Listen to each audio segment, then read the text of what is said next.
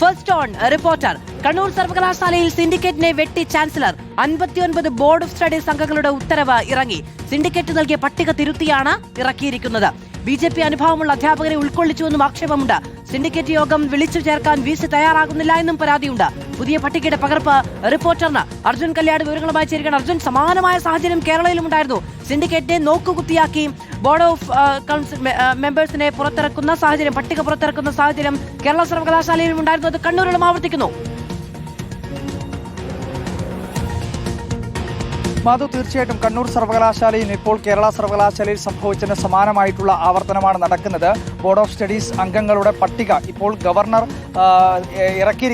നിർദ്ദേശപ്രകാരം ഇറക്കിയിരിക്കുകയാണ്. Vice chancellor രജിസ്ട്രാർക്ക് കഴിഞ്ഞ ദിവസം നൽകിയിട്ടുള്ള നിർദ്ദേശത്തിന്റെ ഭാഗമായിട്ടാണ് ഈ പട്ടിക പുറത്തിറങ്ങിയത്.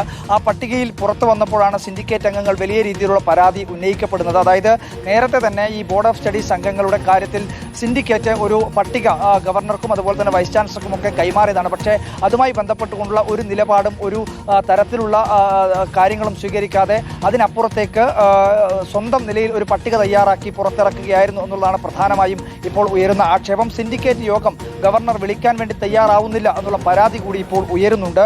കഴിഞ്ഞ ഏകദേശം ഒരു 4 മാസത്തോളമായി സിൻഡിക്കേറ്റ് യോഗം വിളിച്ചു ചേർക്കാൻ വേണ്ടി ചാൻസലർ തയ്യാറായിട്ടില്ല എന്നുള്ളതാണ് ഏറ്റവും പ്രധാനപ്പെട്ട പരാതിയായി ഇപ്പോൾ ഉയർന്നിരിക്കുന്നത്. എന്തായാലും പുതിയ ഗവൺമെന്റ് അധികാരമേറ്റതിന് തൊട്ടു പിന്നാലെ തന്നെ പുതിയ സിൻഡിക്കേറ്റ് അംഗങ്ങളുടെ പട്ടിക ഉൾപ്പെടെ പുറത്തിറങ്ങും എന്നുള്ള ഒരു സ്ഥിതി വന്നതാണ്. പക്ഷേ ഇപ്പോഴെന്തായാലും ഈ പുതിയ സിൻഡിക്കേറ്റ് അംഗങ്ങളുടെ പട്ടിക പുറത്തു വരുന്നില്ല, അല്ലെങ്കിൽ പുതിയ സിൻഡിക്കേറ്റിനെ സർക്കാർ തീരുമാനിക്കുന്നില്ല.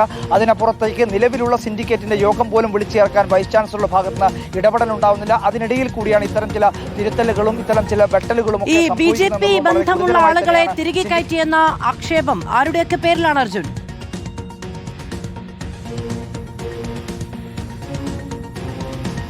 തീർച്ചയായിട്ടും അങ്ങനെ വ്യക്തമായി നമുക്ക് ഈ ഘട്ടത്തിൽ പറയാൻ വേണ്ടി കഴിയില്ല. 59 ബോർഡ് ഓഫ് സ്റ്റഡീസ് അംഗങ്ങളുടെ പട്ടികയാണ്. അതിൽ ഏകദേശം ഒരു ശരാശരി 10 പേർ എന്ന രീതിയിൽ തന്നെ അംഗങ്ങൾ ഓരോ ബോർഡ് ഓഫ് സ്റ്റഡീസിലുമുണ്ട്. അങ്ങനെ 600-ലധികം വരുന്ന ആളുകളുടെ പട്ടികയാണ് ഇപ്പോൾ പുറത്തിറക്കിയിരിക്കുന്നത്. അതിൽ ഇപ്പോൾ സിൻഡിക്കേറ്റിൻ്റെയും മറ്റ് വിദ്യാർത്ഥി സംഘടനകളുടെയൊക്കെ ഭാഗത്ത് ഉയരുന്ന ആക്ഷേപമാണ്. കാരണം ഈ സിൻഡിക്കേറ്റ് നൽകിയിട്ടുള്ള പട്ടിക വെട്ടാൻ തന്നെ കാരണം ഈ BJP അനുഭാവമുള്ള അധ്യാപകർ ഇതിനകത്ത് ഉൾക്കൊള്ളിക്കുന്നതിന് വേണ്ടിയാണ്.